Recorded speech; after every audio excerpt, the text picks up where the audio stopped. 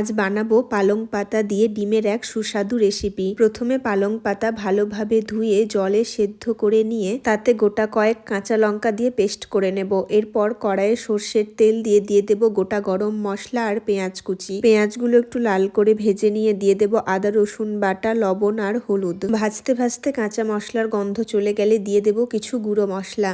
এরপর অল্প জল দিয়ে সবগুলো মশলা কষানো হয়ে গেলে দিয়ে দেব বেটে রাখা পালং পাতা। পালং পাতা দিয়ে 5 মিনিট রান্না করে অল্প পরিমাণে চিনি দিয়ে দেব জল দিয়ে 7 থেকে 8 মিনিট রান্না করব। আগে থেকেই ডিমগুলো সেদ্ধ করে রেখেছিলাম। একটা চাকু দিয়ে সবগুলো ডিম এইভাবে কেটে নিয়ে দিয়ে দেব মশলার মধ্যে। ডিমগুলো দিয়ে 5 মিনিট রান্না করলেই তৈরি হয়ে যাবে পালং ডিম। এই রেসিপিটা দেখতে যতটা সুন্দর লাগছে খেতেও ঠিক ততটাই সুন্দর হয়েছে। এই রেসিপিটি আপনারা অবশ্যই বাড়িতে ট্রাই করবেন আর জানাবেন কেমন হয়েছে। আজ এইটুকুই, দেখা হচ্ছে পরের ভিডিওতে।